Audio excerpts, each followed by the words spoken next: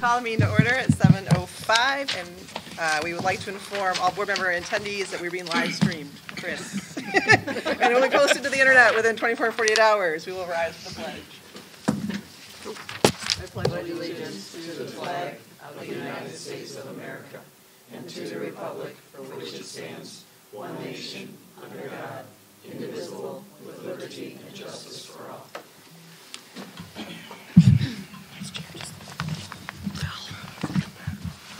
Okay, roll call. Mrs. Farber. Here. Mrs. Junk.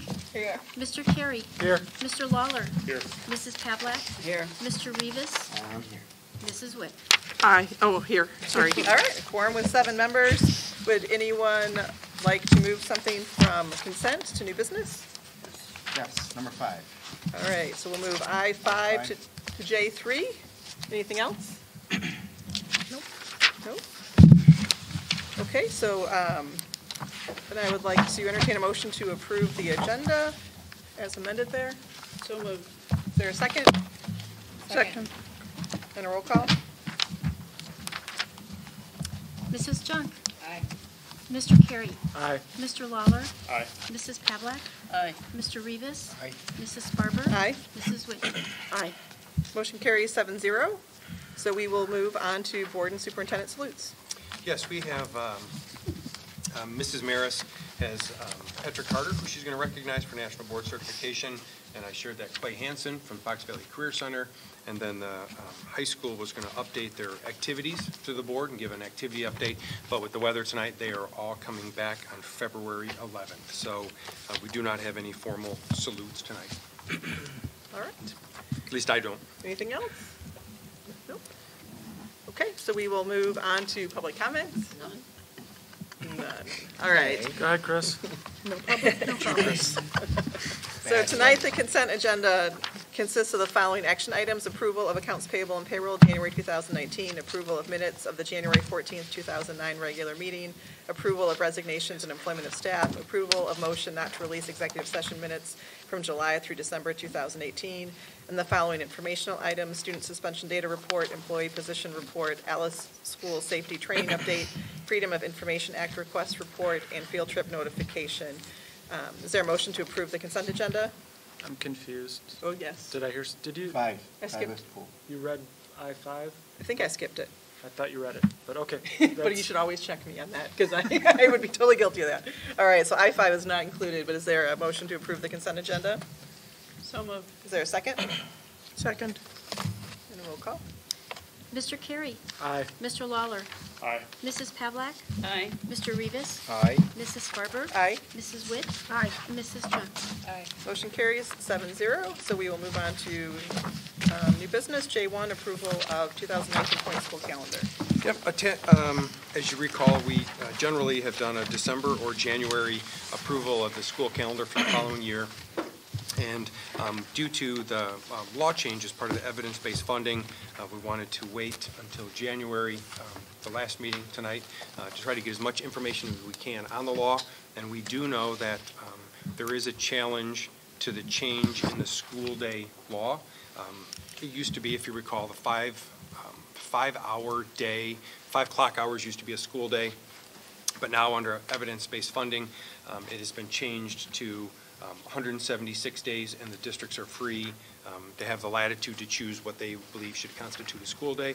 And what you'll see in front of you is a calendar that's recommended based on the law change, and also having flexibility built in should there be another law change back, which is, I believe, Senate Bill 28, which would allow us the flexibility of not having too varied of a schedule from the past, other than a couple things that I'll share with you.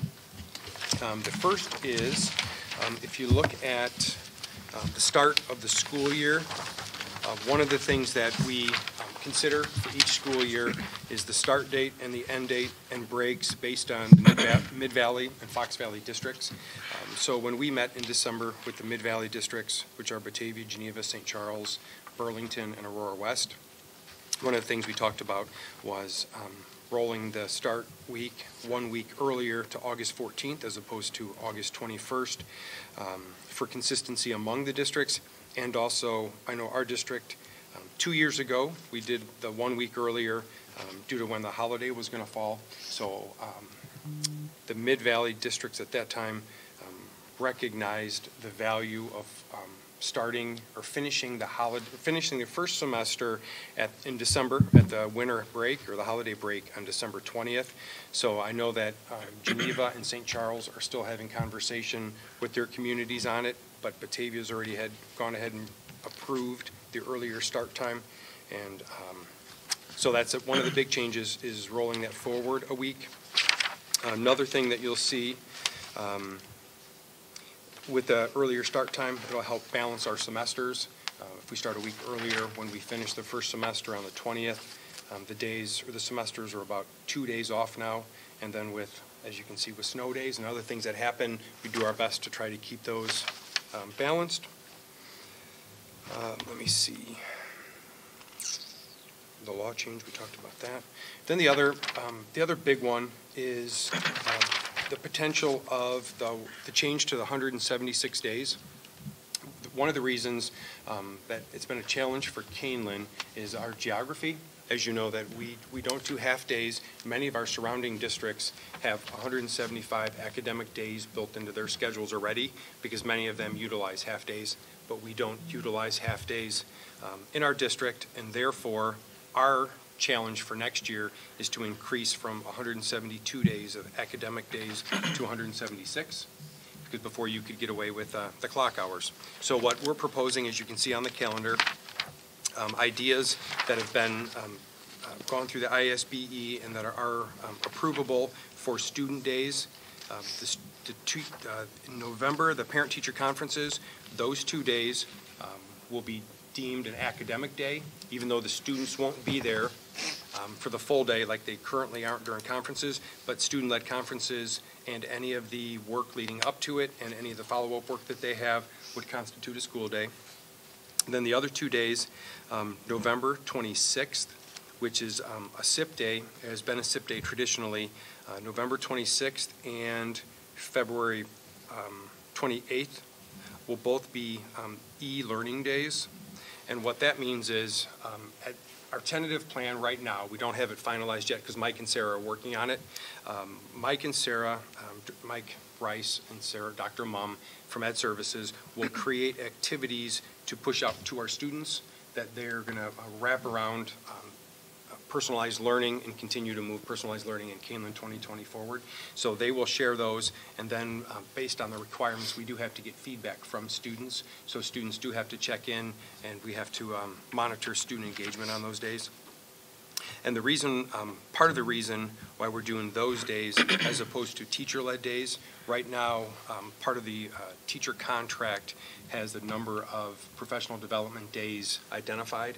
So this keeps us within the contract and also keeps us at the same number of academic days we have with student-teacher attendance at 172. So it stays at 172.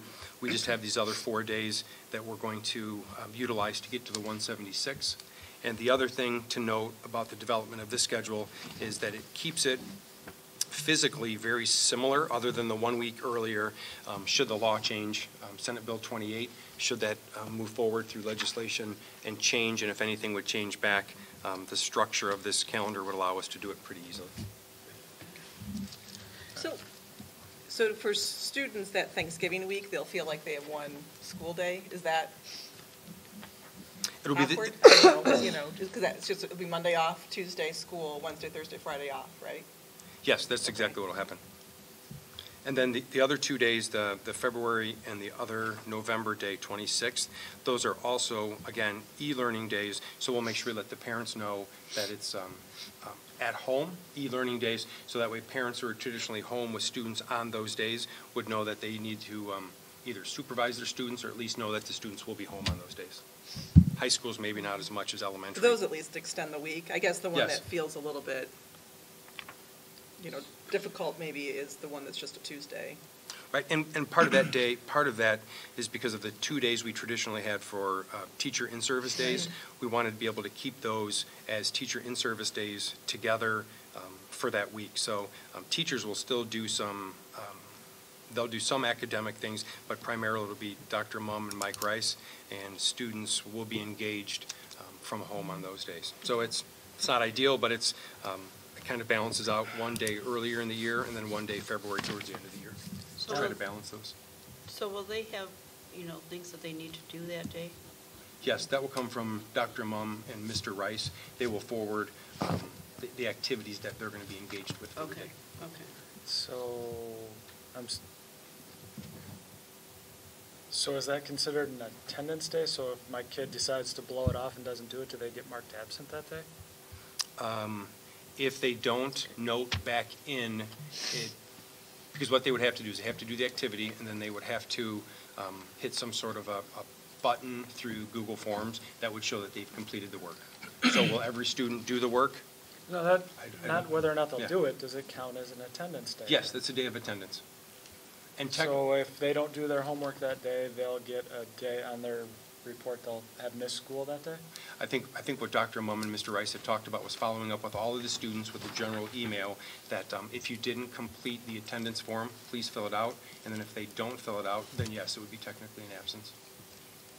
But I guess I'm going down the I skipped school when I was a kid road, and so if Sarah and Mom, if they're putting together something that's not tied to any class or any grade, and why bother as a kid, as a student? If it's not tied to a grade, it's not tied to attendance, or I guess it might be, but I don't see any incentive for the kids to do it. Right, I think what the plan is to, as we lead up to those days, is to send some information through the principals, through the parents, and ask them to support their students. It's relatively similar to during a school day. If a parent is not there to watch their student during a school day, technically a student could then not, even though they're here physically, Yeah, they could but- not engage academically during the day also. But then there'd be consequences because their grade, well, I would assume their grade or their learning would suffer because they missed. Right. But this isn't tied to any of their classes. So, It could be an unexcused absence, I guess. Yeah. But it is also a, especially when we're placing it, that day kind of floating in the middle of a week. Is there a reason it can't be Monday? Like on the Thanksgiving week one, doesn't it make more sense to have it Monday instead of you're off to Monday and then Tuesday you have to remember to go back and do something, and then, is there a set reason that Tuesday was chosen as opposed to like? A Monday somewhere, it just, I'm guessing they're engaged in, Right, no, that 25th versus the 26th, those, it was those two, because those are the days that we figured parents had already planned for, and they already have, easier to have coverage at home on those days than if we just pick a different day that parents are traditionally not home. Yeah. I just Watch thought out. the e-learning day, Yeah. it makes more sense for it to be the 25th, not the 26th, because Yeah. that way it's in the middle of like we're saying, it's in the middle of a week. so is, I keep blanking on a name. Are Sarah Mum and Mr. Rice? Mr. Rice, are they involved in the Institute Day? Or could they be doing the Institute, the e-learning while the Institute Day is going on? Yeah, they'll be able to do both. So can we just do it on Monday? I will, Ask that question. I think we can, but I don't want to. I know, and Yeah. I didn't Can we even go notice ahead that and until we approve sat it down tonight, and- so I feel bad that I Yeah. put you on the spot. Yeah, well, no, that's okay, it's a fine question. I think those 2 days are interchangeable, but when we had talked about it, they didn't say that 25 couldn't work, but I don't want to speak for them based on what's going on those 2 days as far as the staff development. Because I think also it may be on the Monday versus the Tuesday, one of the days is more district-wide, and the other one is more building-based. So I think on the district-wide one, they wanted to be available for the school improvement part of it, whereas on the 26th, where it's more building-based, they might have more flexibility in their day to be able to run it. So that's why it is, as I look through it. I guess I was Yes. also thinking as the closer you get to the holiday on Thursday, the chance that people are going to be traveling in a car or, at somebody else's house where, you could still do it. It's e-learning. I suppose you could probably log in and still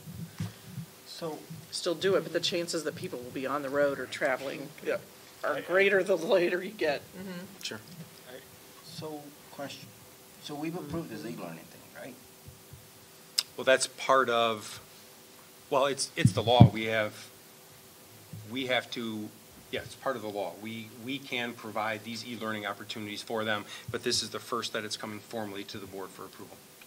So we're approving that tonight is what we're doing?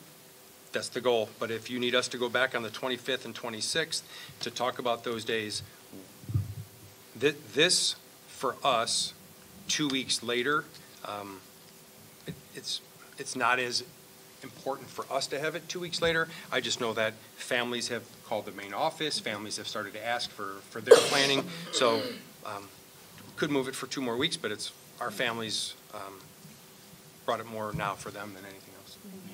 Yeah. So here's my follow-up question. Yeah. Does every child in this district or those that are involved have access to get online? That's one of the things we're going to work at. That's a good question. Part of what, with the e-learning, the older students will have the Chromebook that's provided to them, and then the younger students, what they're doing is they're putting together packets of work that the Do they students all will do. have Wi-Fi at home? Well, if they have a packet, they can probably do it at home and bring it. But that's not e-learning. That's going to be part of the I'm just conversation. trying to make Yep. sure that all children are capable of doing their thing, or they get an absent. Yep. Well, as we work through, it's a good question. As we work through it, what the districts that have, there were 3 districts that piloted this for the last 3 years leading up to it, and their solution has been, through some grants and through district money, they've acquired some hotspots, those little portable hotspots. And so students that know in advance on these days, they go, they go through their offices and check those out. Dr. Fuchs? And I'm sure Yep. if we couldn't do that for some reason, I'm sure we would make some kind of accommodation for someone who truly didn't have the Yes. capability. Yep. I mean, I know it was. Yeah, well, and part of it is encouraging people to go out and find those, but if somebody does say, I'm going to be on vacation, we don't have it, we can't do it, then I'm sure they would extend that opportunity, just if a student was regularly absent, didn't get an assignment done. Right, so the law changed from 172 to 176, is that correct? That's why we're adding 4 days? The law changed, it's always been the 185 total, and Okay. within the 185, you were able to use the clock hours, and then you could determine how many days. And so Okay. with the number of PD days that we had 172, whereas some districts counted their half days. Because Okay. of the clock hours, they could have half days. All right, so, but now, as to the best of our knowledge, a day is not defined. Yes, under the new law, what we're currently dealing with, a day is not defined. Or we can define it. Well, I Yes. guess that's. Yes, what it's up to I'm- us to If define. the state isn't defining it, Correct. it's up to us to define. It could be Okay. it could be internship days, it could be Saturdays, it could be during holidays, calendars. If the law stays the same and meets challenges this spring and stays as it currently is, I could see districts being more creative for next year. Yeah. I mean, the following year, once they've lived it a year, but not knowing what's going to happen, like I shared at the beginning, trying to keep this as tight as possible without any of those really big changes that some districts might consider. Could you also explain, because I've seen the questions on social media, there's a huge thread on Kaneland Moms about this. It's like, kind of, it seems like parents of younger children, don't understand the starting earlier, but the high school parents are like, it's really important to have finals before the holiday break. But can you explain why Kaneland does not do the half days and late starts and things like, Yeah, You sure. know. Yeah, Julianne, I'll let you, Yeah. because of the geography and the travel and the amount of time we're on buses, I'm kind of answering it before I even said it. I won't even answer. Keep going. I want to hear the. Yeah, no, that, I just know that was one of the questions Yes. that was That's on there. absolutely right. Yeah, go ahead. What you're talking about is absolutely right. Operationally, it doesn't make any sense for Kaneland to have either late starts or half days. It takes us over an hour to get some bus routes in and out. So, for example, you would get all the kids here and you would turn around and bring them home in order to get them home on time from an operational point. You've paid a bus driver, you've sent your bus out, you've traveled all the miles, and yet they've only had a couple hours of classroom instruction. Each class then is cut down to like 12 minutes 15 minutes at the high school level. Middle school, their classes are only 41 minutes, so they'd be cut in half. Instructionally, it just doesn't make good sense. With regard to a late start, similarly, there's a couple of studies, and I don't have them with me or anything like that, but research has shown for our buses and the rural roads, the traffic patterns on a regular school day, the people that follow the buses and go to work and things like that, they know what to expect. But then when you start a couple hours late, you get other people out there that don't know how to wait behind buses, stop arms, Sure. things like that. It just creates a little bit more dangerous situation. And then once again, you get those kids here, your bus drivers have to be on the road an hour and a half before the late start actually starts. So by that time, have you given your bus driver, and they have to come from home. So coming from home to the high school, getting their bus, heading down to Montgomery, have you given them enough time to safely get to school on a late start day for weather like this? Yeah. So it's a part of the whole safety questions. Is it instructionally worth it? Is it operationally safe? And then the cost of it, does that really make sense for what we're trying to do? So it's a combination of all of those things. That also translates to the weather, some of the weather that we've been having. Obviously, some of the districts that have that did a late start, that's just not an option for us for the same thing, for the same reasons. I did text Dr. Mum and Mr. Rice to get their opinion on that switcheroo day.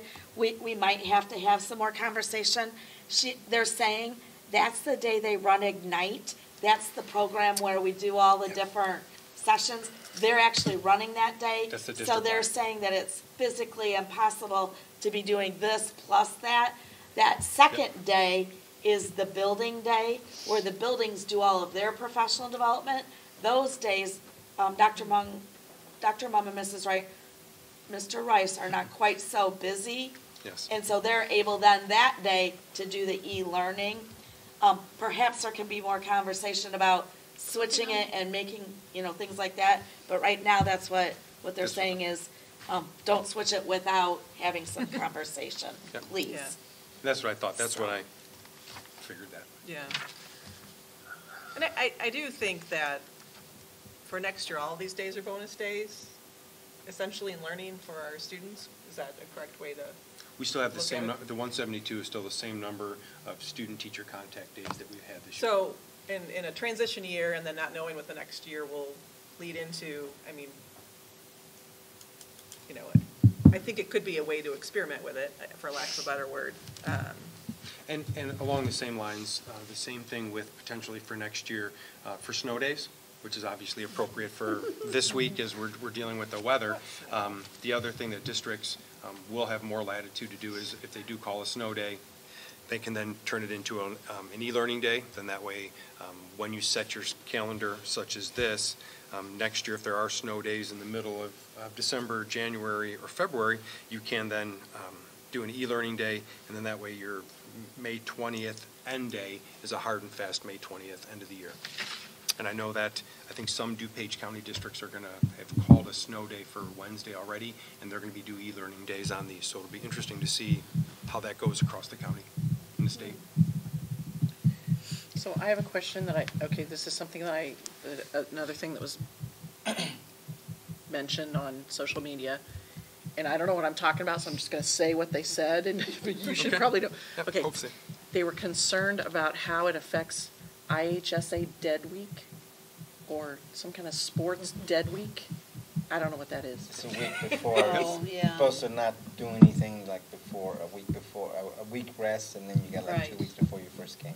Yeah, traditionally, the number of days, or the date when, during the summer, the times when coaches and teams can practice and have camps ends. Then there's traditionally the first or second week in August. It's a dead time, and families would use that time to then go on Yeah. vacation and then come back, and practices would generally start anywhere from the 8th to the 15th based on where the IHSA calendar rolls. Because I think they were concerned that moving school up a week would interfere with that. And schedule. I don't think it'll interfere with the dead week, but I think it would interfere with those that would use that week to go on vacation. So I know we've had a couple questions about vacations, but I think the dead week still is okay, because with this, we shared this with the high school, and I didn't hear anything back from them on it, so my guess is that it's okay. Okay. Yeah. It's a good question, though. How about with the e-learning on snow days and like IEPs? Is there concern with how you meet that in an e-learning environment, or I presume some schools have worked through that? Yep, that's one of the questions that came up a number of times is students' minutes and how they're met. If there is a e-learning day based on what their minutes are or how they're delivered, then the schools would just have to adjust and accommodate for that. Okay. So that would accommodate for it. Are there expectations for teachers on learning? Right now, there are not for the ones that we have set up, but if we do use a snow day, e-learning day, then there would be, and those we're working on right now. Okay. We'll make sure that we share those with staff by the summer, then that way over the summer, if they do have any summer hours, or into the fall, we might use some of our PD time in November and or in August to share that with our staff so they know what the expectations are. I was thinking the same thing, because if you got a second grader at home and their next door neighbor is a second grader with a different teacher, you would kind of hope for some not the same activity, but some level of consistency in Yes. what the offerings are. Yep. Or even just if you have 6 classes in a day, some teachers saying, oh, I'll do it online today, and some teachers saying, we'll just make it up later. Right. Just forget it, yeah. And one of the things they did talk about is we're doing our research for the e-learning days. If it's a snow day, is it's going to look different from different teachers. Mm-hmm. Some teachers maybe continue the research on the packet you're working on. Somebody may upload a document to work on. So it's going to look different. And the other thing they shared too was, don't expect your students to necessarily do 1 or 1.5 hours worth of work per your class, because the fear might be, well, I want to make sure I give them enough stuff to do, so everybody uploads 1.5 times worth of stuff than they would normally do during a class time to make sure that they're busy. And then students, some students that may need a little bit of extra direction, which would be very helpful when they have a teacher with them, now is maybe at home in front of their laptop and they see their teachers load six different assignments that are all lengthy. So that's just the kind of thing we have to work through and balance. Well, it seems to me too, and I know this happens in classrooms, kids are, oh, that teacher's really hard and this one's really easy or whatever. But it would seem like there should be like a minimum expectation, because I can see where one teacher would do a video lecture and then like a whole do their normal class activities, and somebody else would say, here's a vocabulary list, of 10 words, and or read this paragraph, and it just seems like there should be, not, I understand teachers know what they need, but at the same time, it seems that there should be some type of minimum expectation. And as Mr. Atkins and I met with Mrs. Good and Mrs. Axel, one of the things they asked about was just those level of expectations so that they can meet it. Let us know what is expected. Let's sit down and talk about it, whether it's by building, whether it's by grade level, by department.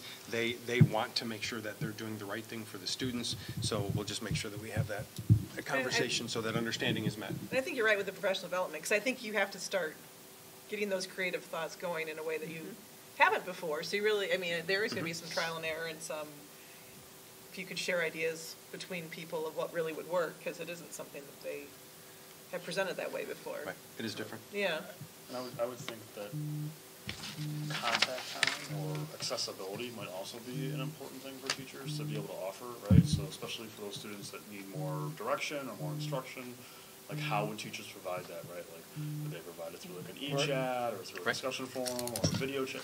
Is there some way that they can still be accessible and available because they're on the clock? Right, So and are they, for the snow days, that's what we had talked about preliminarily that we have to look at, because there's some expectation of, if it's a last-minute snow day,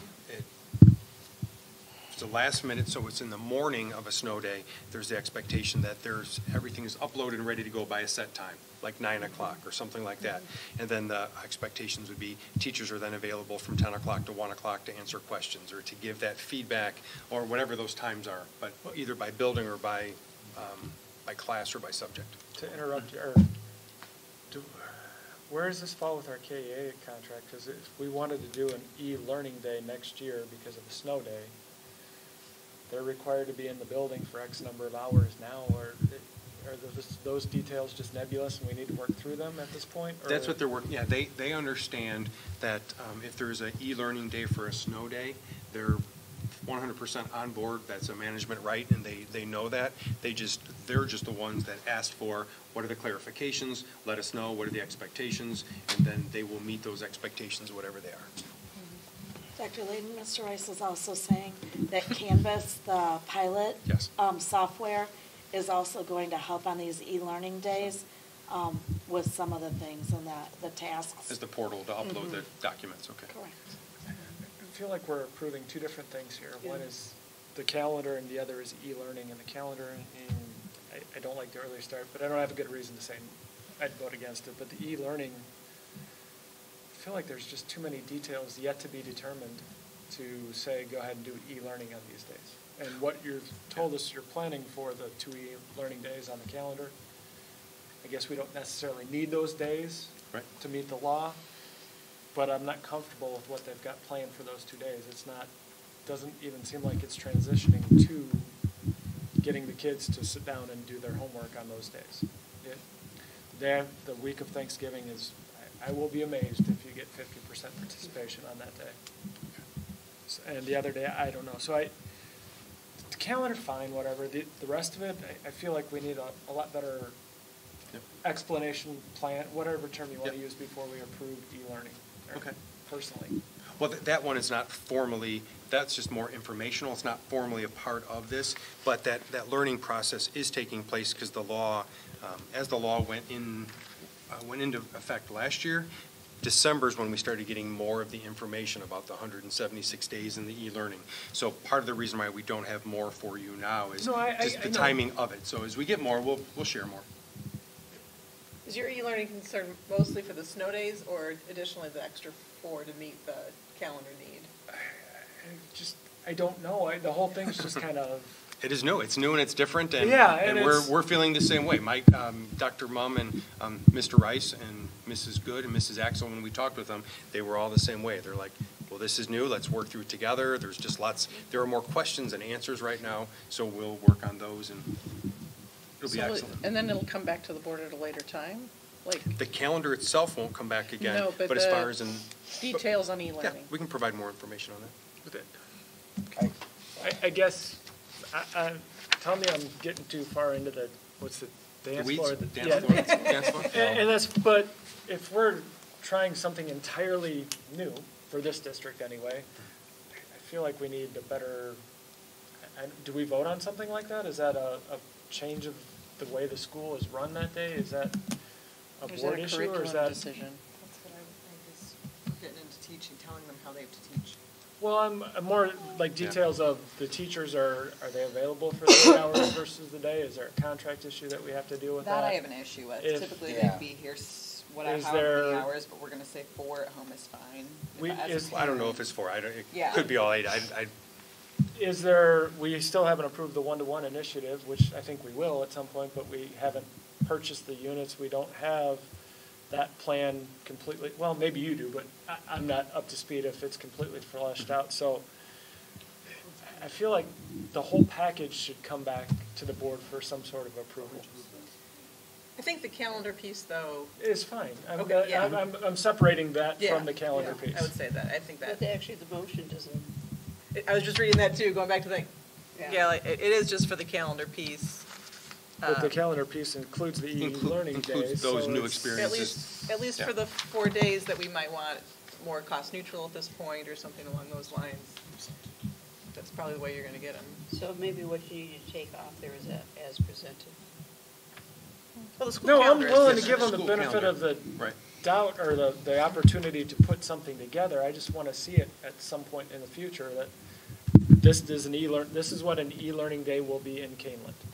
And this is how it affects the teacher's contract, and this is how it affects availability, and see it all tied together. And that will come back. Okay. That will come back. That would be my concern as well, because we get some of these frivolous things that comes at us that we broke the contract and here we are discussing it, and then just for them to say, yeah, well, we'll abide by it, and say, I don't buy it. I'm sorry, I don't buy it. You don't buy what? That they're gonna, we'll do whatever we need to do to make it happen. It's just, you start counting the hours, you start counting this and that, well, then we get into a little, you broke this agreement type of thing with the contract, and it's, I'd rather see a plan, per se. Once it's clearly created and finished, we'll bring that back. Yeah, I know you don't have it done, but that's. Right. So. Anything else? Can you, Go ahead. you touched on this a little bit, but can you, again, this is something that I saw online that Sure. everybody has a question about, why we coordinate with surrounding districts. They're like, why don't we just, why is it best, and I understand, Fox Valley Career Center, it makes sense for all the districts that come here to have the same start and end dates, and Mid-Valley, but I just.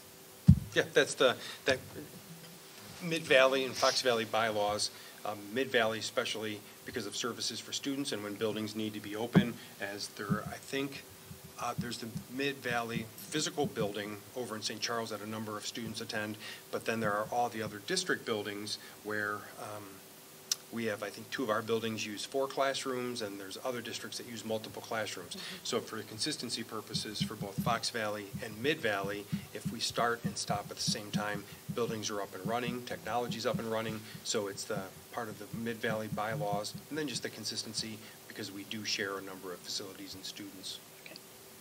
I just know people are watching, are tuning in for this, we're so. transferring Yes. students back and forth, too. I mean, it's not just use something, you've got kids going back and forth to classes, too. Right, the transportation. And the consistency, if your district is up and running, that means buses are working full-time, and it's easier to get drivers to be able to do routes.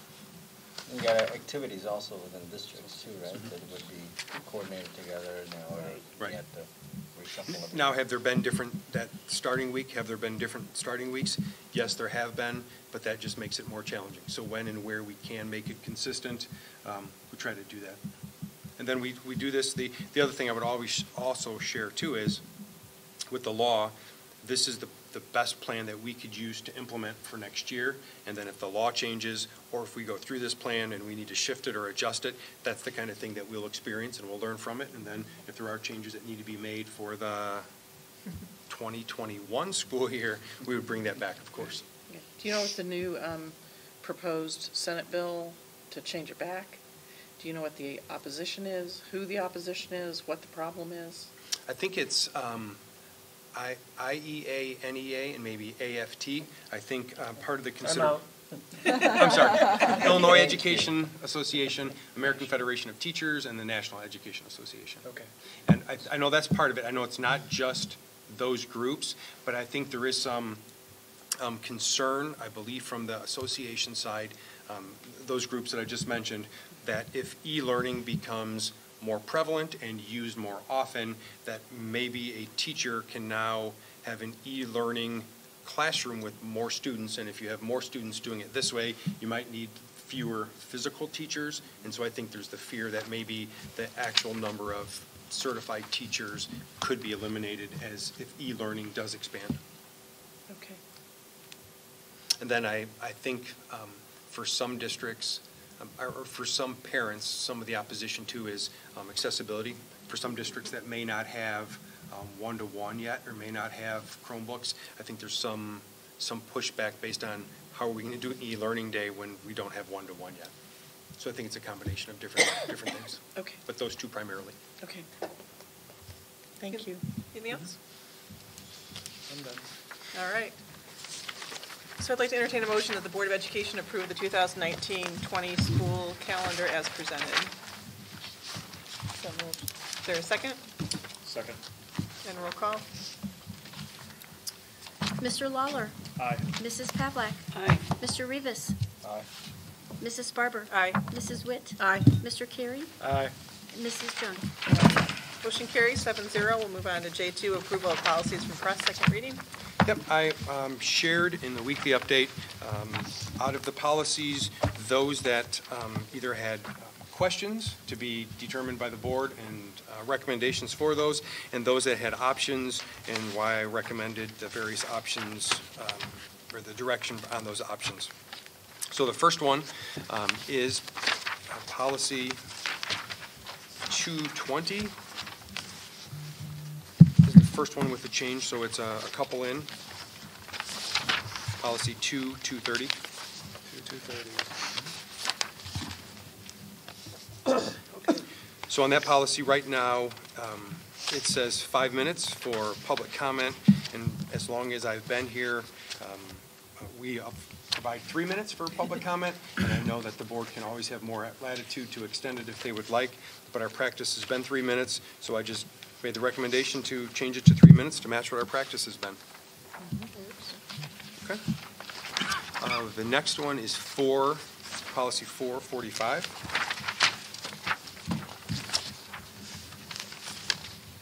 Insufficient fund checks and debt recovery.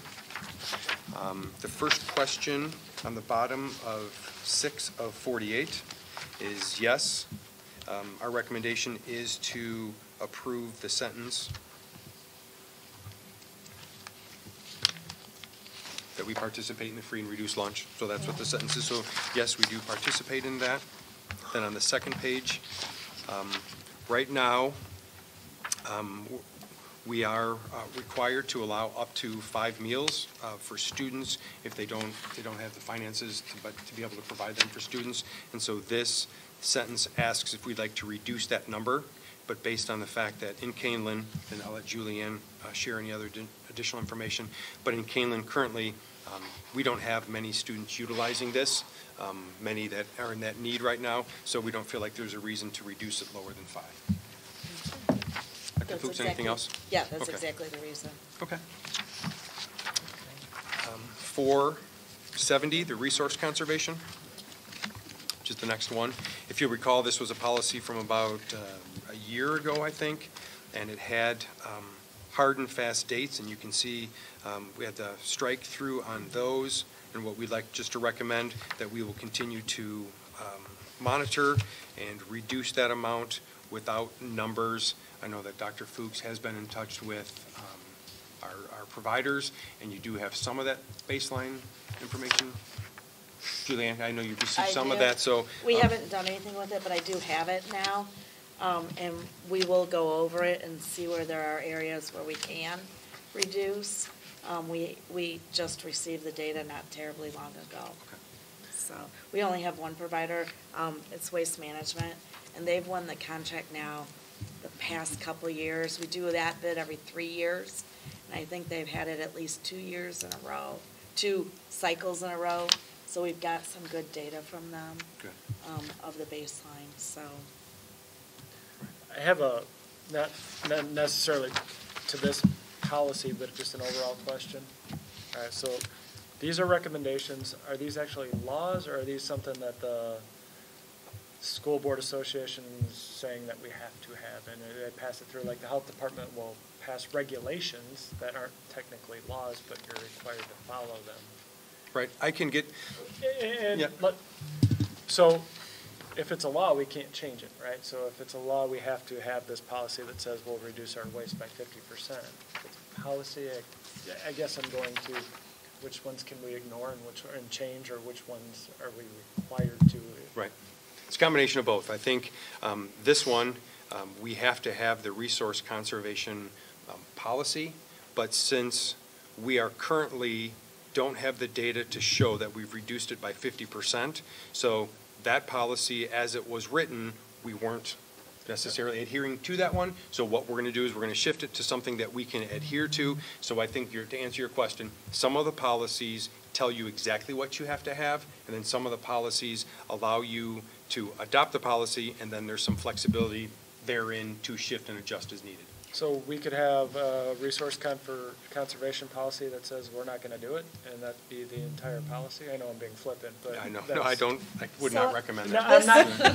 I'm not suggesting it. I'm guessing where's our flexibility? Like there's other policies I don't agree with, but This particular policy, if you'll notice in each of the 1 through 3, there's a phrase in there that says, if economically and practically feasible, that's our flexibility.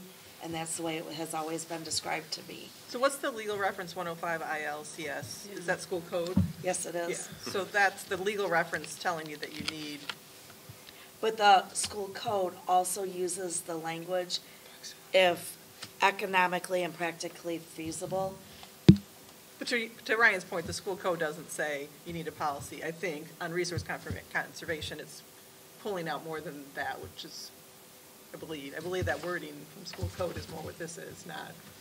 Does that make sense? Is it a general statement, like school code says? It's almost to these, Exact words. yeah. So we, So to answer. So that's our flexibility. So another and that's- example- I wasn't going for just this one Okay. particular one, but Okay. thank you. I understand Sure. your point, but like there's a, So back to the school day, it talked about with the law change, district can determine what a school day will be for them. Mhm. So you have to have 176. Now the district, you can determine what it's going to look like. So in Okay. that instance, it says 176 is the hard and fast law, but if you want to have all half days, you can. If you want to have the same exact schedule, you can. So you have that flexibility built in. yeah, okay, let me, I'll try again. no, yeah, Yeah. like somewhere in this pile, there's a, it says we have to teach the importance of Lithuanians in American history. Is that a law, or do we actually have to spend school time teaching the importance of Lithuanians in American Yes, history? yes. I shared in the week the update, our Regional Office of Education Compliance visit.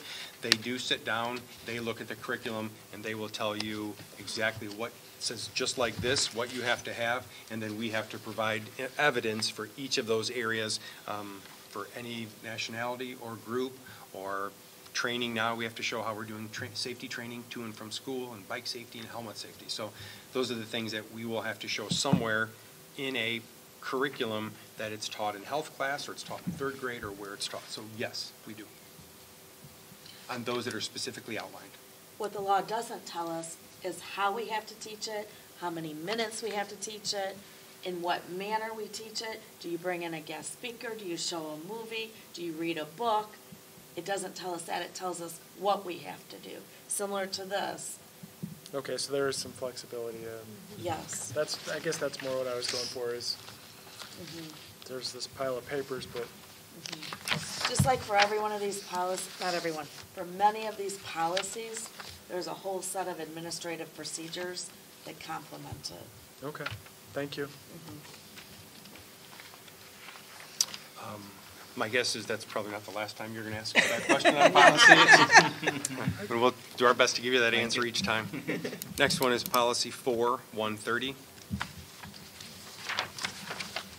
This one, we do have a question about updating and providing information to our parents on the Hunger-Free Student Bill of Rights.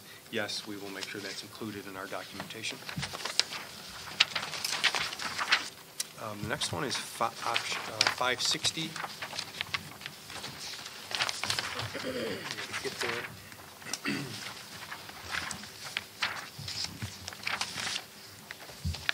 Sorry, I passed it. Page 15. There it is.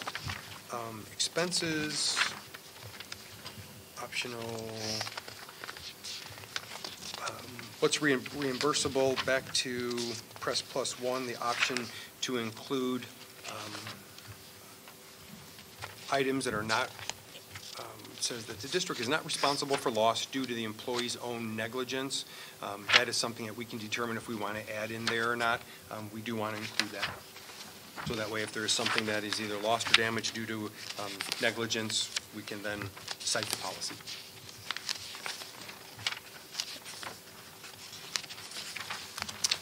Any other questions on that one?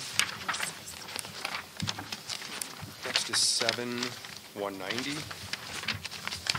Sorry. 32. Get you close to the end. This one is kind of a precursor to a following one that has more information in it, but this one also starts to talk about the use of controlled medical marijuana for students. So this one is, yes, we're okay with this one, and we'll show you or share more information in a following policy that talks more about where you have to officially approve it. So this just updates This is the discipline piece of updating the fact that a student wouldn't be consequenced for the medical marijuana if the policy is approved. So then following is going to be the approval of the policy. So the next one is 7270. So this one includes two different questions, and you'll see that there's a number of yeses off to the side.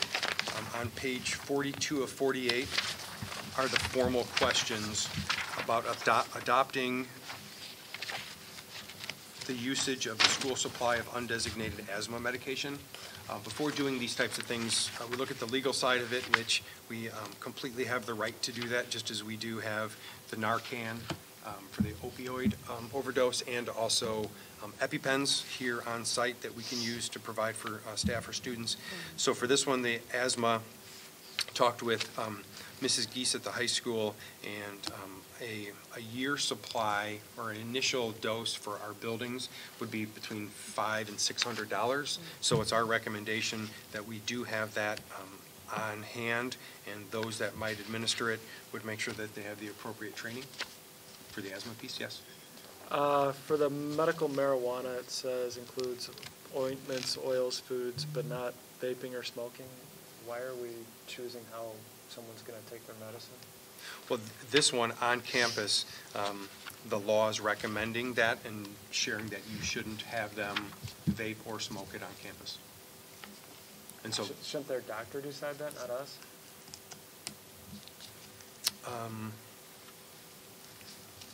I don't know anything about it, but it seems kind of arbitrary to pick those.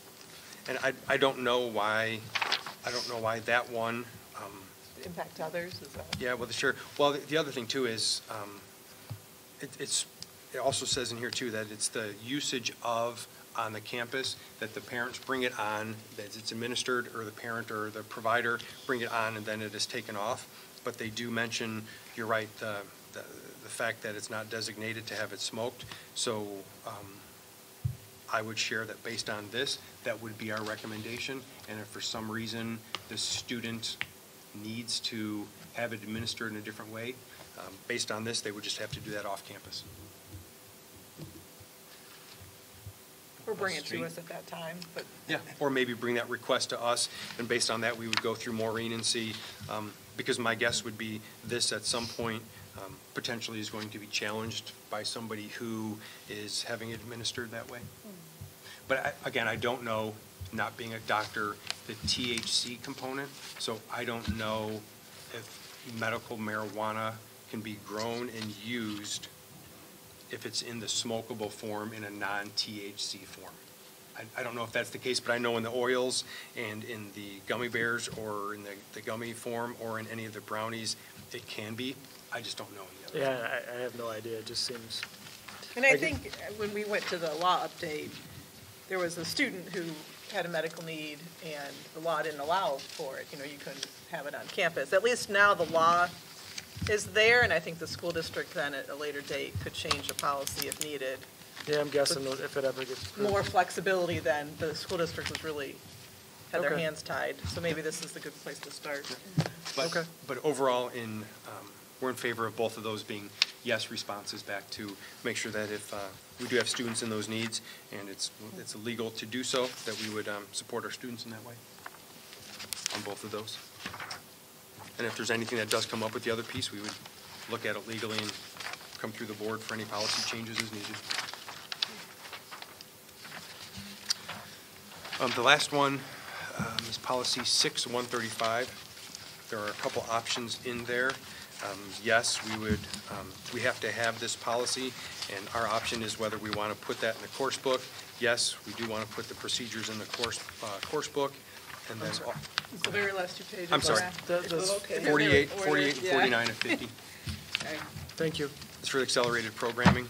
So that law went into place for this year, and this is the matching policy to go with it. So under the first one, optional on 48 of 50, where it says yes, ensure the statement matches the board's current educational philosophy. Yes, our philosophy is to provide accelerated programming for students. And then on the second page, it talks about the language. If reasonable and feasible to put it in a different language, we would do that for students too, as we can and should.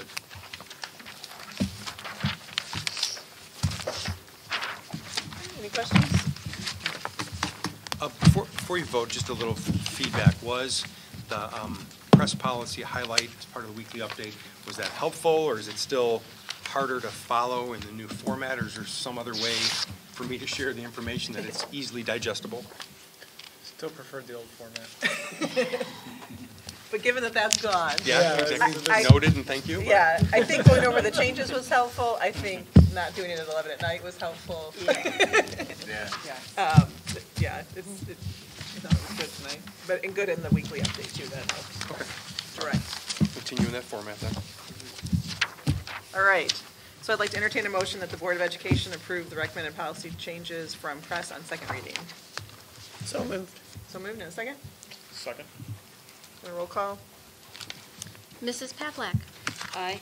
Mr. Rivas? Aye. Mrs. Barber? Aye. Mrs. Witt? Aye. Mrs. Junk? Aye. Mr. Carey? Aye. Mr. Lawler? Aye. Motion carries 7-0. We'll move on to J3, which is approval of Kaneland Harder Middle School course book. I pulled that.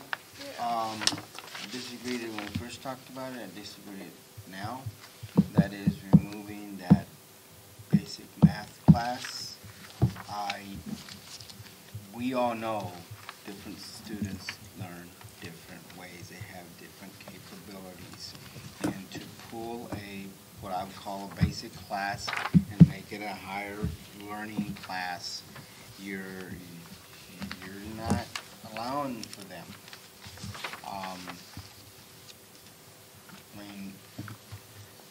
I know there's students that we only have one chance at each grade for each child. And if a child does not get to learn it at that level and they get passed on to the next level, and we pass students up to the next levels, they are that far behind and potentially never catch up. And with that in mind, again, just the fact that people learn differently. There's different levels. We're not all the same. So with that in mind, I will be voting no on this. So which one are you talking about? It's I didn't look in detail. It's the one, like I asked Todd, the one that removes the math class. There's a presentation at the last meeting from Mr. Rice regarding the middle school course book on I-5. So it's the removal, what Mr. Rivas is talking about, the removal of There you go. basic math from 6th grade. And there was information in the weekly update about some of the kids that are in, well, if I remember correctly, last year and 2 years ago, as the cohorts were going through, they didn't offer the basic math class to two groups of students, if I'm Right. correct. And there was some data in the update as to how those children were doing. Some of them are doing well, some of them are not. Right.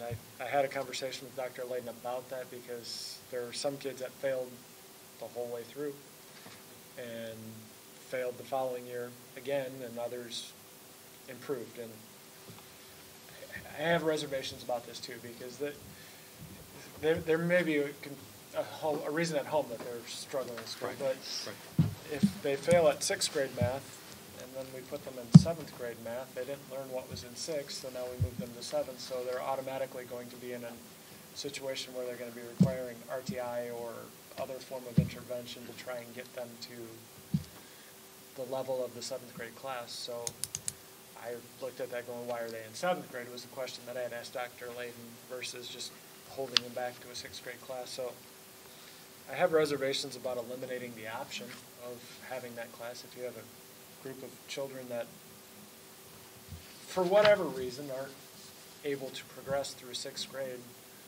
moving them to a 7th grade advanced or middle of the road class seems like it may be setting them up for failure. So Mike brought this up last time, and this is kind of an ongoing debate in education, right? Like, do you track students, right? Do you stick them in a track, and then what ends up happening is they never get out of that track, right? They get stuck in it, right? So he brought that up, right? Like, there are times where this might be useful, but is it worse to have a barrier that prevents them from going to Algebra 2 by the time they get through junior year of high school, right? So by having basic math removed, that barrier is gone. But a support is also gone now, right? So we have to find what's the perfect balance between those two. Like when is it better to remove the barrier, and when is it better to remove the support? And part of the removal of that course, as I talked about with Mr. Ryan on the phone, and Mike shared with us, Mr. Carey, when Mike was here, just the fact that if a student then does progress and stays in the regular track of the math, there will be other supports for them.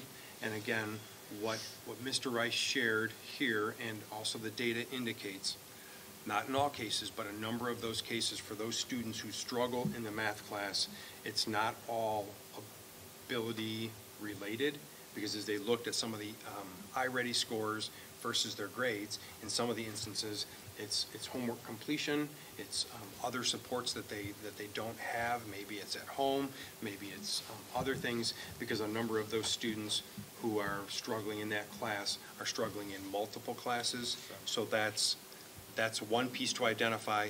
But if the student has a grade level appropriate iReady score and they're failing, then we have to look at it different, as opposed to a student who just doesn't have a grade level iReady score, and those are the ones who will continue to receive RTI services. And this does take away the tracking piece, and this does add a rigor pace, and I think for the number of students that have the extra rigor, they are pushed at a level they may not be used to and can succeed above. And so the magic question that we're going to have to monitor moving forward is there a number of students that are pushed forward that would have been able to do it at a basic level, as opposed to they're being pushed further now to a regular grade level math class and are now responding and doing well. So that's just the kind of thing that we need to measure moving forward to make sure that it's truly a change that is in the best interest of our students, to keep from tracking and also to challenge them academically. How do we measure that? I mean, what do we look at to say that this was a good idea 2 years from now versus we made a mistake?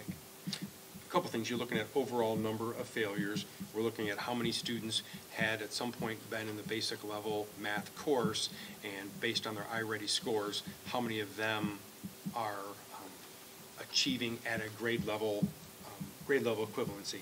And I know that the other thing that Mike Rice talked about, and I know sometimes you'll hear too, is the difference between being in a basic level class and getting a B with probably less content and less rigor at times to try to keep the class there. Sometimes, while we don't want to see a C on a report card, or we don't want to see a B, depending on your respective families and different families in our district, but sometimes a lower grade with more rigor is just as valuable as a higher grade with slightly less rigor.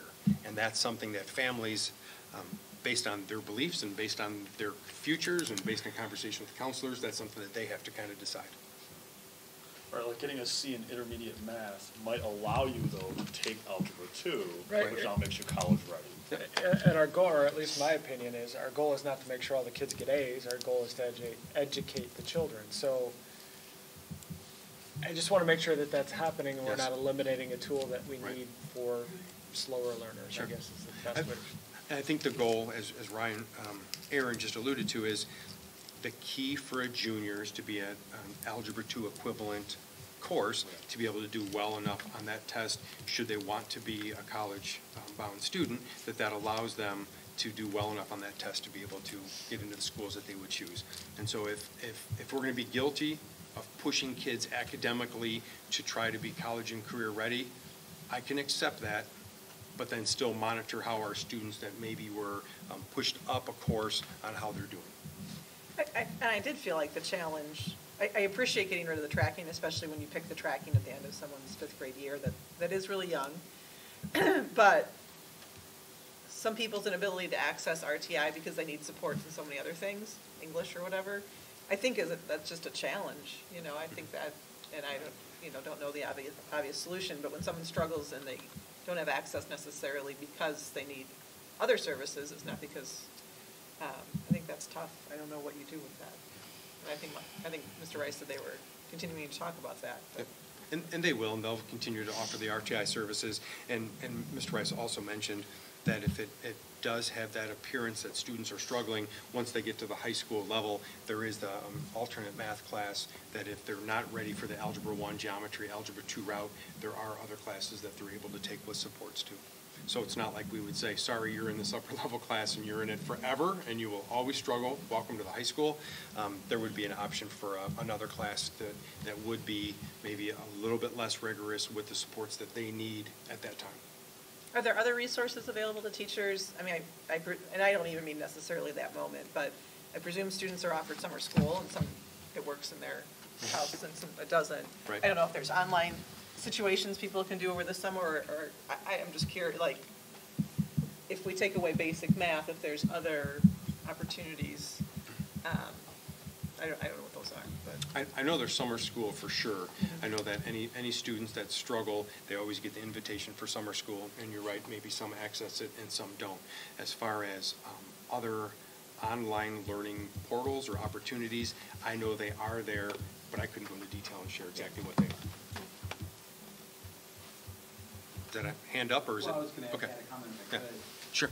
There's an element to this, too, that's a testament to the work that Mike and Sarah are doing with their teachers, and their teachers are doing for themselves. Learning is not linear. Microphone. Oh, sorry. Learning is not linear by any stretch. Students don't automatically progress from 1 to 2 to 3 to 4. It's dynamic. They're all over the place. Think like a stock market graph. You know, they're up, they're down. Depending on the content, depending on the schema that they bring, what they know, their background knowledge, and the manner in which it's taught. And what I can tell you is that the basic math construct is more in line with a linear instructional dynamic. I do this way, and learn it or don't learn it. And what's truly a testament to our teachers is that they're not teaching linearly anymore. They haven't been for years. They're teaching very dynamically. The whole personalization and individualization, that is happening so much that it's happening more appropriately in that regular 6th grade math setting. And the basic math is kind of a construct out of time anymore. It doesn't fit with what our teachers are doing. And I just wanted to take an opportunity to showcase and recognize what they do day in and day out, that sometimes they don't even think of themselves and praise themselves for. They should. We should be showcasing the fact that we're meeting those needs instructionally as kids need them, when they need them, in those common settings. And so it's just, there are still all the questions you're always going to have. What do we do when kids struggle? What do we do when they've already known it and are ready for more? But that doesn't need to happen within the linear construct of basic, regular, advanced, the way that it has in the past. So just a little blurb to our teachers. So I would piggyback on that.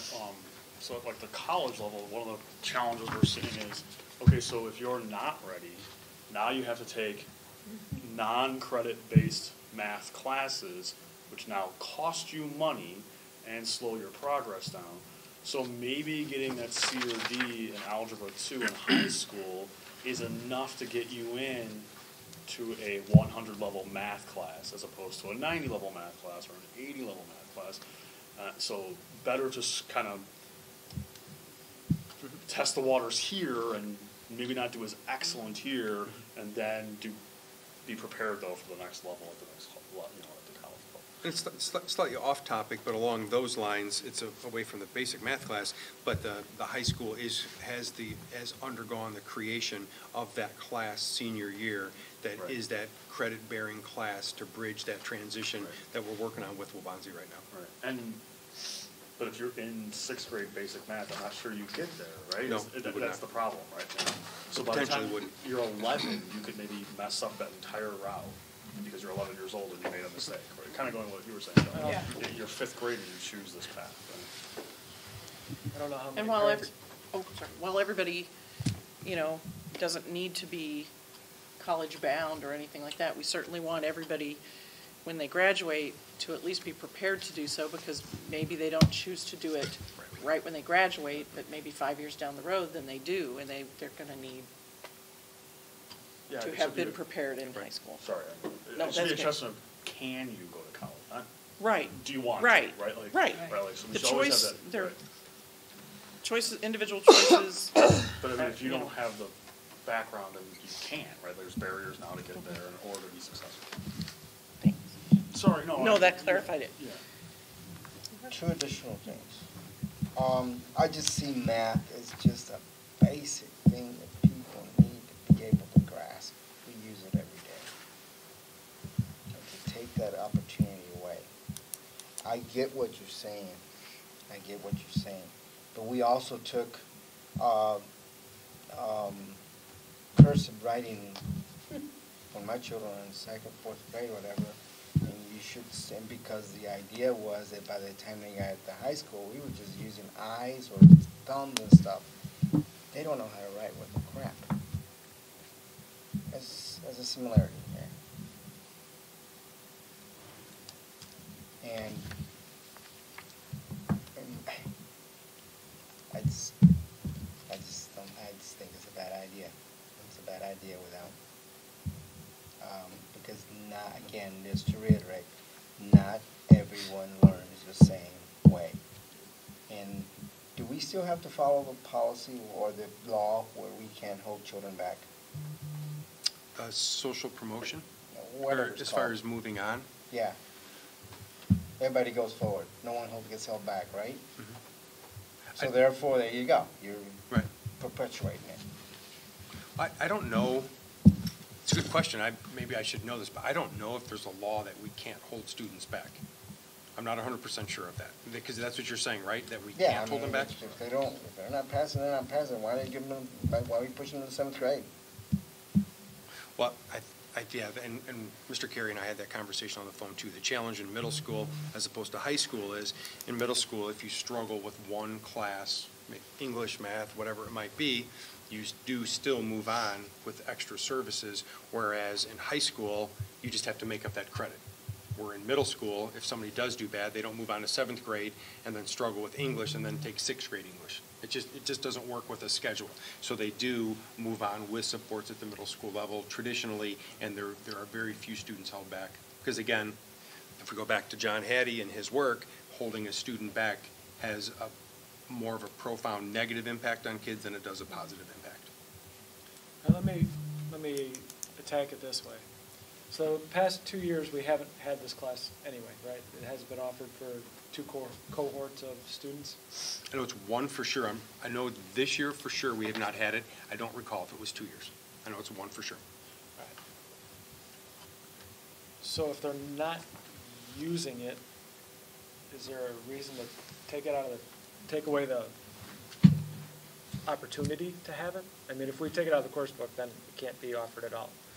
But if we just leave it there and leave it to you guys to exercise your best judgment as to whether or not the course is offered based on the cohort of students coming through, is there any harm in just leaving it there? Or if you need it, it's there, or otherwise we have to go back and change policy or the course book again in order to offer the class? Yeah, good question. I don't know what Mr. Rice's answer would be for that, or Mr. Faulkner's, but what I would share is anytime if you move forward with an initiative or a plan or a goal, if you have that existing or past structure still available or still sitting there, there is the hesitancy to, okay, I've got it, I'm going to use it. I've got it, I'm going to use it. Our goal is based on the information and based on the best practice is to move forward and not use it, so that way we don't have it there as a potential barrier to lean back on. Because our goal is to move away from it, not should we keep it, should we not keep it. It is our goal to move away from it. All right, so this time next year, would you be able to come back and tell us how well this worked? Mm-hmm. All right, then I'm fine with it. We can always change the course book back next year if we need to. He just told you, you're not going back. If the information, well, we've had this long conversation about, what, I'm blanking on what we were going around and around about last week. Our last meeting. Oh, the pilot. Pilot. For the. John Yeah. Stewart? Yeah. I have a feeling it'll come back around if we want it to. Same way that pilot is still kind of You asked for it and came back, yeah. Yeah, so. If you ask for it, we'll have the conversation. Wouldn't say no. That's my opinion. You're Right. entitled to your own to do whatever you like, Absolutely, but, absolutely, absolutely. so I'd be fine with it if we get a report a year from now, or whatever the appropriate time is to. Anything else? Okay. Wouldn't the, just the annual, update on how students are doing in general, and wouldn't it hit on that?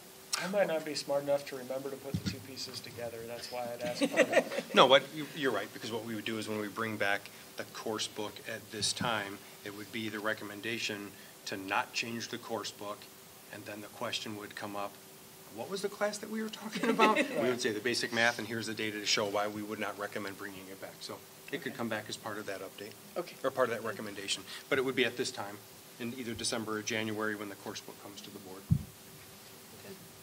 And one last point, one of the questions I asked Mike was, you're not taking this class away because of middle school being a school to watch. And he kind of, well, you could go there. Something like that, he answered it. It's like, really? Really? Just because you want to make, potentially, if that's the case, because you want to make this middle school a school to watch. Okay. I'd hate to be that situation. I don't remember that question, but we were a school to watch when we had a basic math class. So even if we continued to have a basic math class, we could still be a school to watch. So I don't think having a basic math class or a basic ELA class or those would eliminate somebody from being from a district or designation being a school to watch, because we were the school to watch when we had it. All right. Okay. All right. Thank you. Thank you. So we don't need to do anything with this. So we do. Yes, we do. So I will entertain a motion that the Board of Education approve the Kaneland Harder Middle School course handbook as presented. So moved. Is there a second? Second. We should probably ask any more discussion. In a roll call. Mr. Rivas. No. Mrs. Barber. Aye. Mrs. Witt. Aye. Mrs. Junk. Aye. Mr. Carey. Aye. Mr. Lawler. Aye. Mrs. Pavlik. Aye. Motion carries 6-1. Are there oh, nope, superintendent report. I wrote over that before. Yep. Last Thursday, our CAC meeting was canceled. I spoke with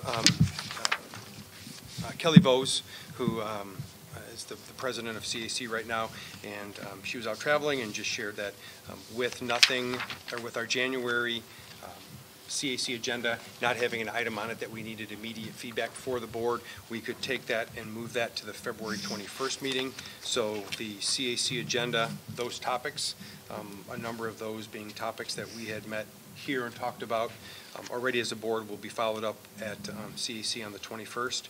And since we didn't have anybody designated for the 21st, we do have Gail first and Teresa second for February 21st. I know that's still weeks out, and I'll send a reminder coming up, but Should be okay. Gail is the primary on February 21st. Should be okay. I will be out of town, Okay. If you can't make it, so let I someone else can't know. be the second. So you're the first and the second. I am sorry. And I we're will all be there. third. Yes, All of us are exactly. third I to didn't you. fall if back you to the need it. president. And those are held Tree's at always the high covered. school. Yeah, up in the high school library. Yep. And I'll share an update at the February 11th meeting. Okay. We do have a KEA session, or a negotiation session scheduled for tomorrow night. So that's here at 6 o'clock to 9 o'clock. And then the last two things, a weather update.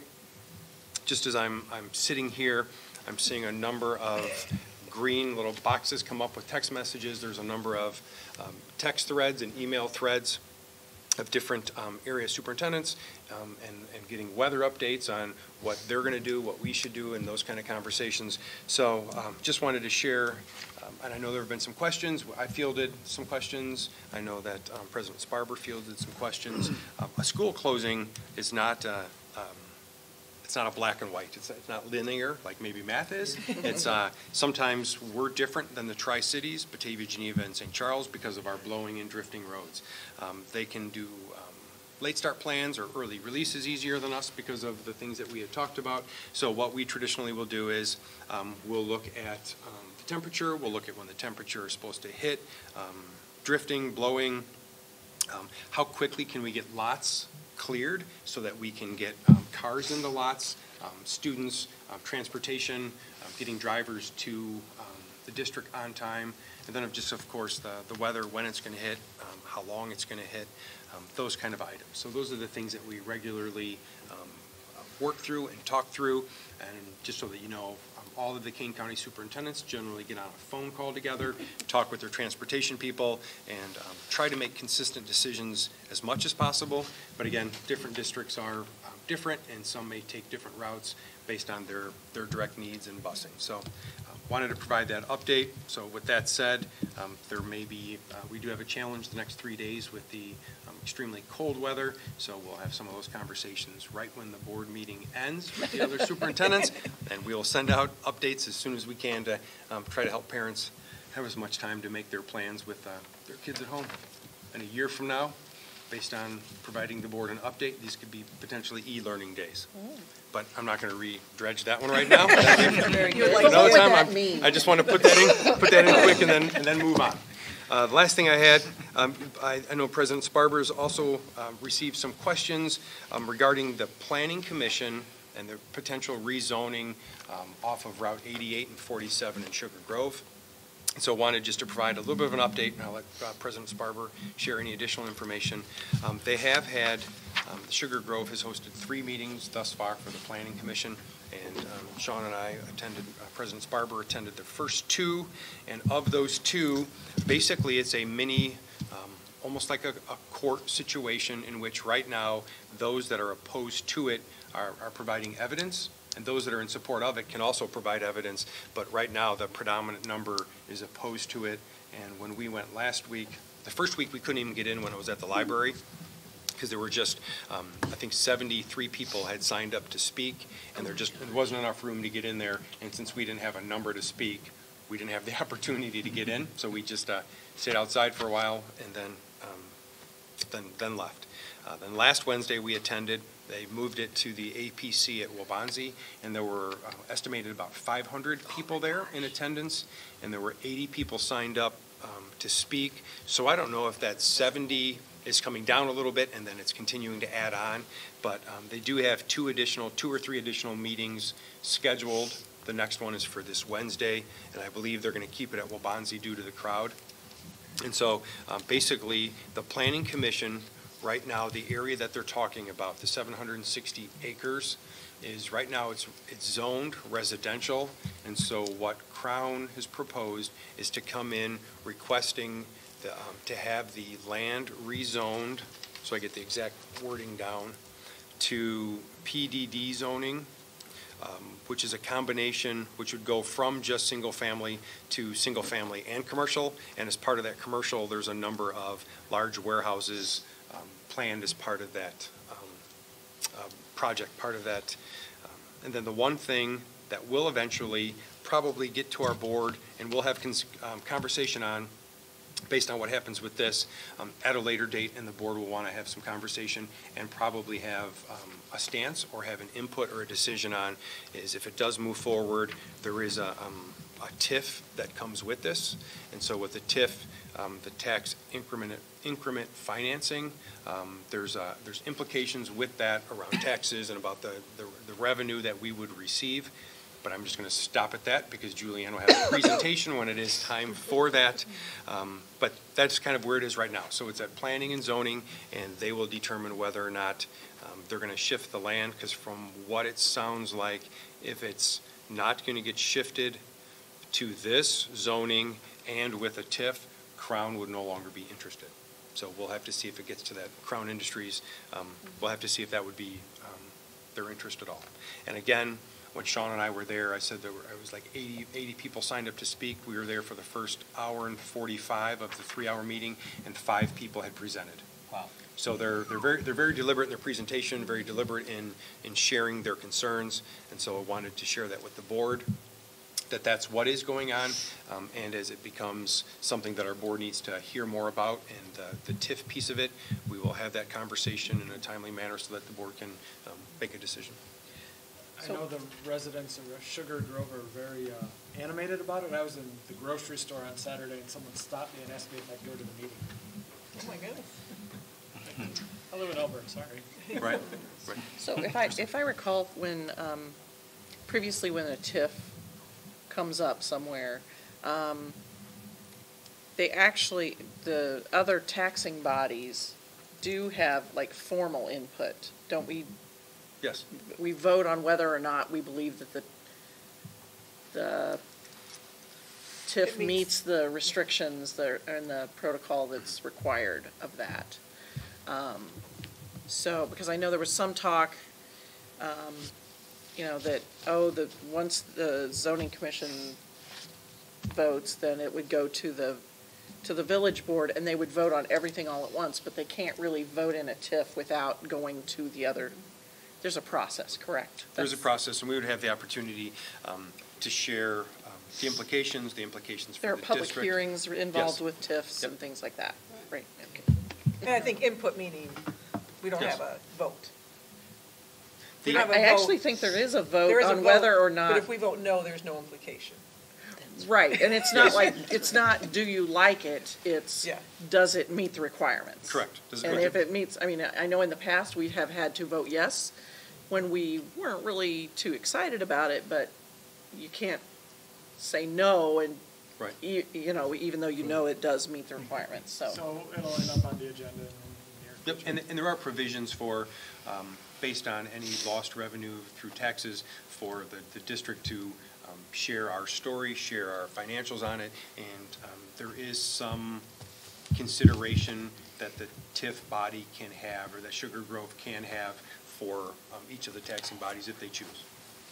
And so that's the implications that we would share with our board in the future. But I just wanted to update the board on that, because like Mr. Carey said, there's someone who may see you in a grocery store, they may ask questions, but just that you've been updated on it, you have the status of it, and as it moves forward, based on how many more meetings till the Planning Commission makes their decision, we'll make sure we have a meeting to provide all the information that's needed. And I guess just to add, the Planning Commission isn't discussing the TIF, the Planning Commission's discussing zoning. Right. And so, if we want to weigh in on the TIF, we wouldn't do that at Planning Commission.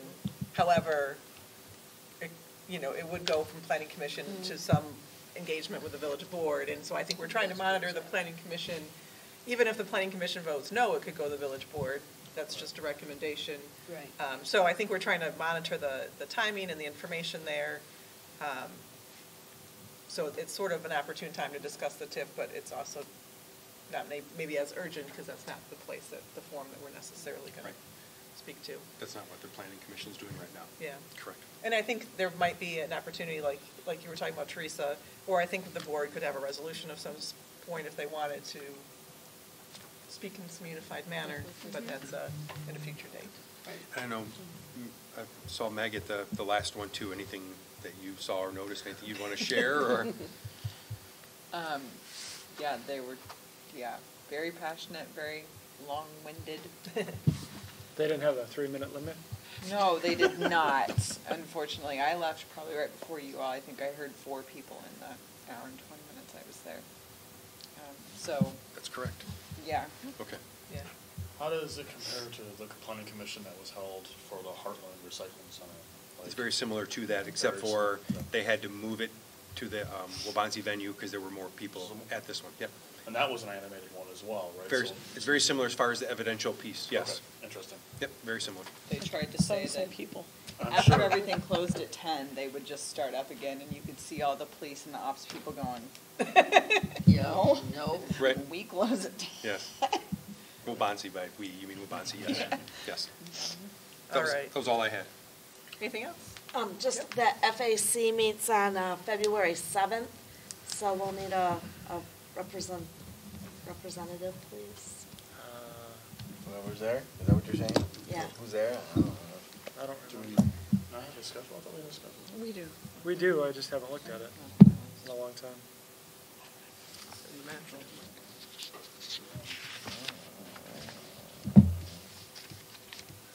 Say it. Find it? What day? February 7th, FAC. FAC, February 7th, number 1, that would be Mr. A.L. Okay. Mr. Lawler, it's you. And number 2, if I'm right,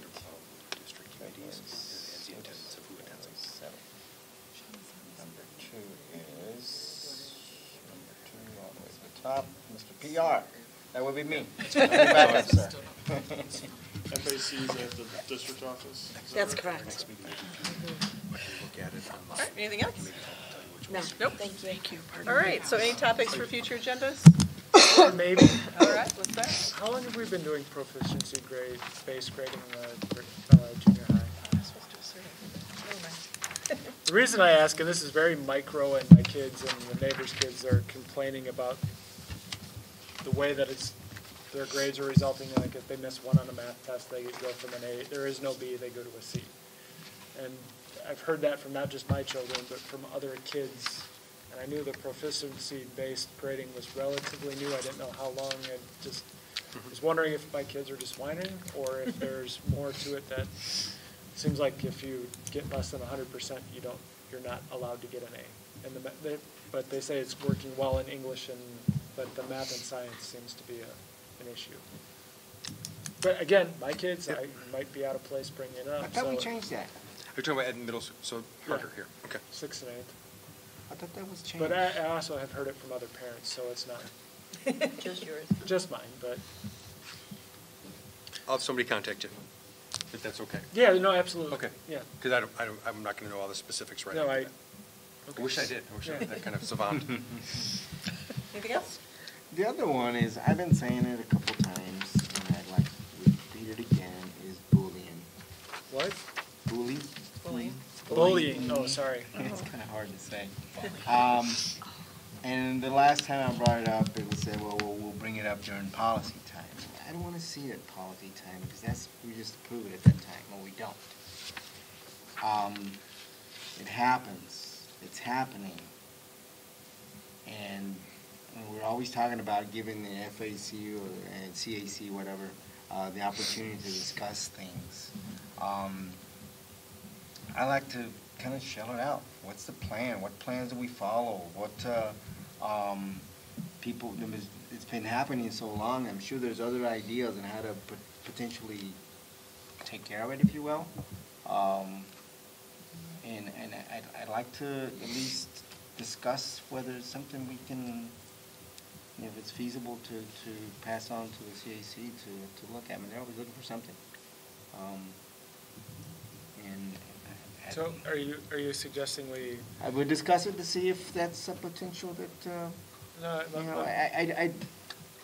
there's a lot of. Let me rephrase my question. To it. Are you Yes. suggesting the board directs the CAC to study it? Is that what you're going for? Or? Yeah, I wouldn't want us to do it. But I CAC mean, can do that.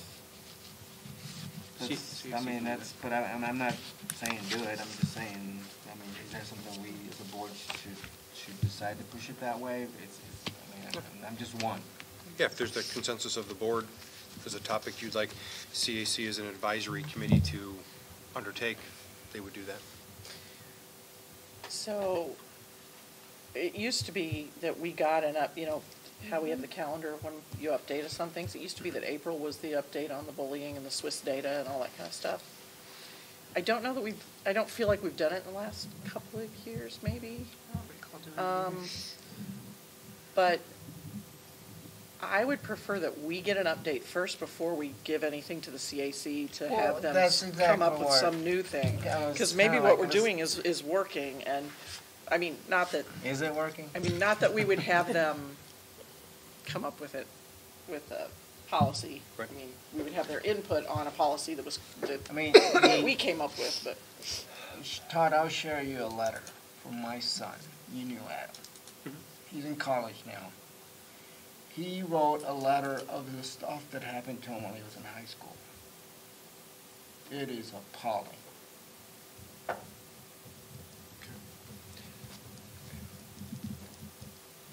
And he was a good kid.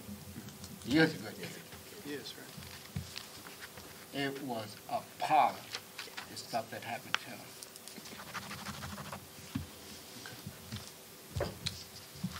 And he was with an in crowd, if you will. You know, they had different crowds. Right. I guess, Well, the CAC piece, Mrs. Witt, would be not giving them data necessarily. It might be using them as a feedback loop or brainstorming group just to say, what is the, kind of like we ask them other questions to start a school year of how things are going. So it would be not necessarily sharing information with them first, because I know the board purview likes to have that initially, which is fine, but it would be more as a feedback loop of what are you hearing, what are you thinking, what are you knowing? And that way we can get the information and see where the issues are, and then maybe present that back to the board at a following time if that's what the board chooses to have. So like, kind of like a pulse on the culture kind of thing, right? It might be different by grade span, or it might be great, bad, I don't know. Because we do hear different things at different times. It'd be a place to start. I worry that it's a small group and that depending on their personal stories, that it might not be the representative of the actual the story. We've actually had people here come to talk to us. Yeah.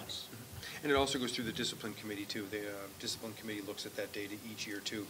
So as I hear what you're saying earlier, that might be where the discipline committee looked at that Swiss data, and then maybe that's where it was shared here. I'm gonna have to find that out. You both have represented Swiss data, is what you said? With discipline, when students are disciplined, they upload the data for a consistency piece, and SWIS is the name of the program. It's just, it's another acronym, SWIS. Yeah, just another acronym in education. So you'll get the data on how many, frequency, times, actual places. physical altercations and how many verbal altercations for school. I don't remember seeing that for a while. Maybe that's the place to start. Is that where you get want to start? Yeah, sure. I mean, you gotta start somewhere. Yeah. Before my time. I mean, it may not end up Well, needing any more revamping or whatever. But, That's what the data's for. So maybe thumbs up was starting with the I mean, data, is that? I mean, for the longest, it took us a long time before we actually got a bully policy. And it's like, all right, we admit it's happening, and that's the first step. So anyway. Any other topics? Thank you. All right. Public comment? We'll say no. Okay, so tonight we have executive session for collective negotiated matters between the public body and its employees or their representatives, or deliberations concerning salary schedules for one or more classes of employees, as well as the appointment, employment, compensation, discipline, performance, or dismissal of specific employees of the public body or legal counsel for the public body, including herein testimony on a complaint lodged against an employee of the public body or against legal counsel for the public body to determine its validity. And the Board of Education will not take action following executive session. Therefore, after the vote to go into closed session, the recording of tonight's meeting will be concluded. So is there a motion to go into executive session? So moved. So moved. Or second. Second by Mr. Carey, and roll call. Mrs. Barber. Aye. Mrs. Witt. Aye. Mrs. Junk. Aye. Mr. Carey. Aye. Mr. Lawler. And Mrs. Pavlik. Aye. We get Mr. Rivas? Mr. Rivas. And Mr. Rivas. And Mr. Rivas. We'll let you vote too. Motion carries 7-0. All right. So we're